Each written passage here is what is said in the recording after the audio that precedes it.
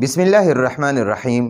نن زموږ د طریقة العصریه د اول حصې الدرس الثاني عشره د 12م درس دویم سبق ته او املا به وایو. املا باندې به ځان پوهه او دلته مفردات راکړي. مفرد ځان له ځان له یو لفظ ته وایي او جمل یا جملې هغه پوره جملې وي. نو دا مفرد د مفرد جمع مفردات دی او 58 نمبر درس دی. موږ له په مفرداتو کې دی خو یو طرف ته مفرد راکړي دي، مفردات دی خو معنی دي، بیا مفردات دی خو معنی دي.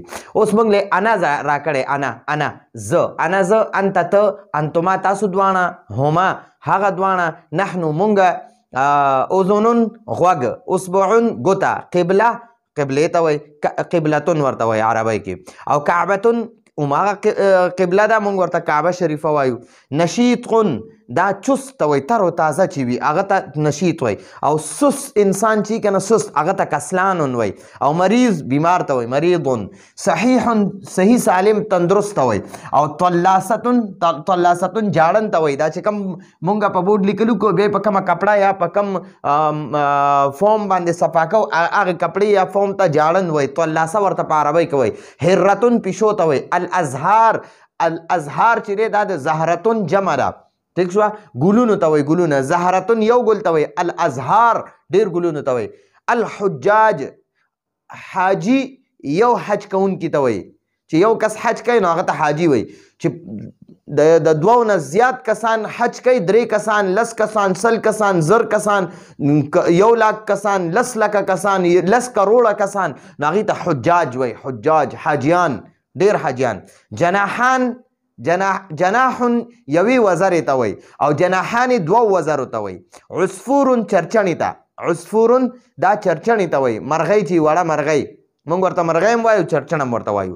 اوس په دې کې به موږ املا څه ته وایي. املا وایي چې دا الفاظ لیکل او ویل دواړه طریقې تاسو زده کوئ. نو دا انا چې دی که نه، انا دا ګورئ دا به حمزه به ورسره اچئ او دلته کې به دا نون باندې زبر واچئ، خو دا الف په ورسره په لیکلو کې به ورسره الف لیکې او په ویلو کې به ورسره الف نه وي.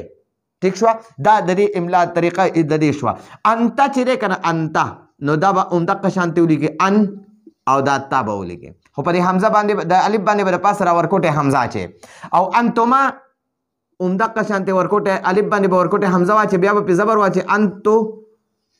انتو ما د الف په ورسره الف په میم سره ولیکي. ما انتما. هما هم همدقه شانتې دی. ها باندې به پیش واچئ، میم باندې به زبر او الف په ورسره ولیکي. هما هغه دواړه. نحنو وګوره نو دا به دقه شانتې ولیکي او دا به نحنو نه وي، نحنو به وي، نحنو.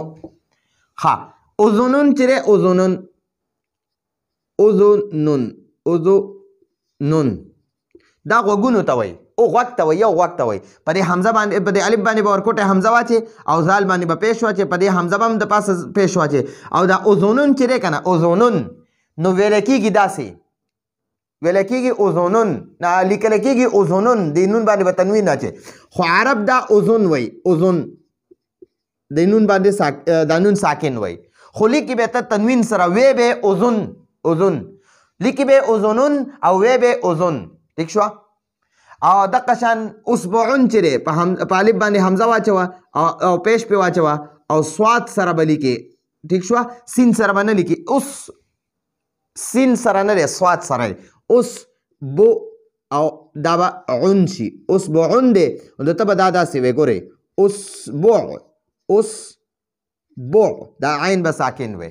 دقه شانتې قبلتون دی، قبلتون نو دا به ګورئ لیکلی کېږي داسې، قبلتون به لیکلی کېږي داسې، قبلتون. ٹھیک شوه. خو وی به داسې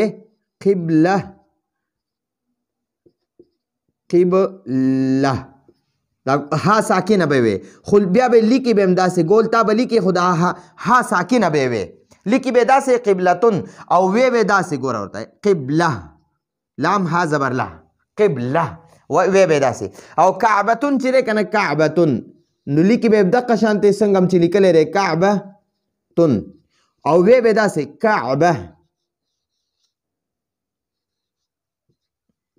کعبه داسې به وي. دا ګول تا به ها ساکنه وي، هر کله چې اخره کې ګول تا راشي که نه د کم یو اسم په اخره کې نو هغه به آی باندې به وقف چې کوې نو هغه ګول تا به بیا نه وی لیکلی کېږي خو به ګول تا سره خو وی به د ها ساکنه سره ٹھیک شو ها ساکنه به ګول تا نه به ها ساکنه جوړی په ویلو کې په لیکلو کې نه لیکلو کې به موقع شانتې لیکي اوس نشیطون دی نشیطون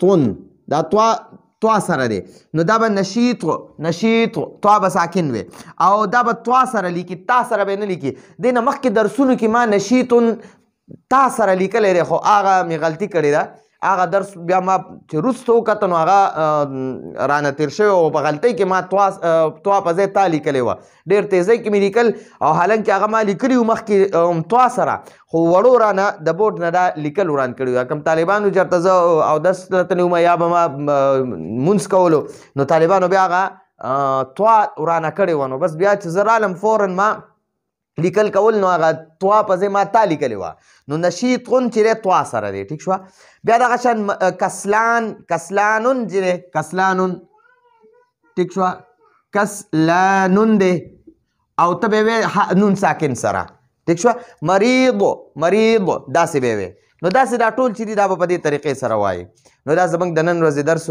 راتلونکي درس پورې اجازت غواړو هذا هو المرام والله اعلم بحقیقة الکلام